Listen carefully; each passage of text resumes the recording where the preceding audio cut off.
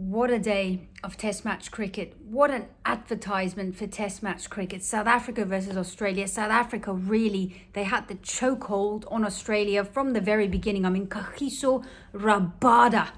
You know, what a time for him to shine. Like I said before, Dale Steyn said, when Kagiso gives a fuck, this team looks like a completely different team. And my goodness. Do I remember, if you guys have followed me, you've known what my 11 was. My 11 did not include Lungi Ngidi and Vian Mulder. It was possibly already quite evident why I thought so in day one, because Mulder is very much a batting all-rounder and you're giving him a very difficult position like number 3 to bat in. I thought he did well. I feel like he felt that his role was, you know, to kind of like be a wall and stand there and take deliveries. And now to the commentary box, it all looks very terrible. But South Africa's definitely playing for the softball. They're playing for the softball. They're playing for that moment where they can have one partnership, big partnership, and that's all we need. Australia only made 212. It's not an insane score. It's something that with one good partnership, David Bedingham, we all know his experience, you know, his talent, his ability in England, 1,331 runs in 11 matches in County Comp for Durham. Average of 78. Temba Bavuma, our best batter for the last few years. If it's going to have to be a partnership, it's probably going to have to be these two. So did the other guys, not Rickleton. See, here's the thing. I feel like the commentators are saying we can't really just be standing there. We can't be sitting there. We have to do something. But after tea, Australia came out and they tried to do something and 5 wickets fell in half an hour, guys. So here's the thing about England. Welcome to England. The conditions just make the game so exciting. It just changes like this. After lunch, it looked like an absolute pie and a cake to bat. You know, I mean, did we bowl well? No, because we didn't have our main guys bowling. Rabada after lunch was amazing. We missed that review. But Ngidi, never in my side. And today it was just proven.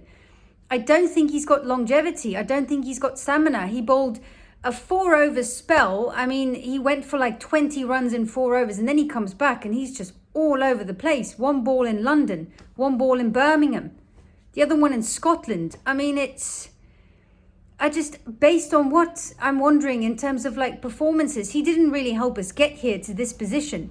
A Patterson could have taken that afternoon session, you know, prime time to bat. He could have been that guy to frustrate batters, even though the conditions suited batting. Line and length, top of off, 90% of the time. That's the kind of bowler he is. And eventually he might even have gotten a wicket because that's what he does. Well done to our spinners, Maharaj, Kesh. I mean, we really needed them because there was a very massive opportunity for Australia to get over 300. Really, there was. And Australia did kind of throw it away. I thought Carey's wicket was just unacceptable. I mean, Bo Webster, you can't really, I thought he was amazing. You can't really look at that. But Stephen Smith, there was no point for him to take a risk against Markram because we all know Markram was only going to bowl an over for bowlers to change ends, you know. I think it was Mulder bowling. He didn't feel very comfortable bowling from that end because it is, if you've never played at Lords, there's some challenges as bowlers, as batters, you know, with the slopes and all of that. But I mean, just the tactics all around. I thought Temba did really well at the start, seeing that Janssen, there wasn't a lot of bounce at the start. The pitch felt quite dead, quite slow. And just to hold Janssen back, save his energy, because you can easily just be like, oh, I'm just going to continue with Janssen and Rabada. But he held him back and then he brought him back later. And then, you know, once the sun starts beating down a bit, conditions get a bit faster and Janssen will get more bounce. He'll get a little bit more movement. But you guys asked me this morning, who am I most afraid of, Hazelwood or Cummins? Guys, there's only one answer to that question, and that's Mitchell Starc. What Mitchell Starc offers is the kind of stuff that we don't face as South African batters. That kind of level of swing bowling. We don't face that, guys. We face stuff like a Hazelwood, a Cummins. Because, you know, you look at Rabada, etc., etc. But what a day of Test match cricket. I think South Africa's trying to play the long game. I think we are waiting for 2 guys, Bedingham and Bavuma now, probably our best, I'd say, pair, to get in, make an 80-run, 120-run kind of partnership. And that's all you really need. Australia only put 212 on the board. I felt like we would just like, you know, they lost 5 wickets in the after tea session. I just think conditions were a little bit more conducive to fast bowling, and so we were kind of like, this is the brand of cricket that got us here in the first place, and this is the brand of cricket that we want to play. I mean, I feel like Mulder tried to play that wall role, and only time will tell. They took up some balls, which made the ball a bit softer.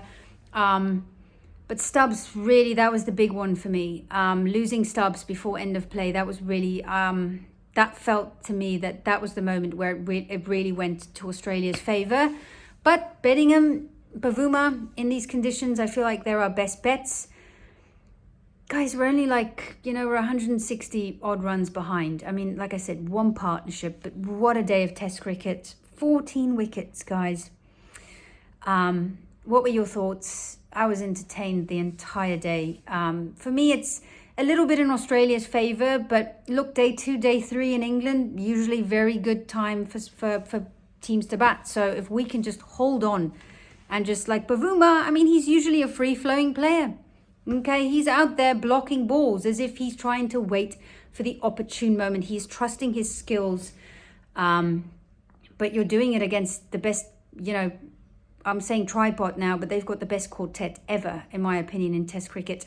Well, there's the West Indies legends that can compete with them. But wow, you add Boland to this mix, and really, it's a quartet for the ages. What an enthralling day one. What were your thoughts, guys?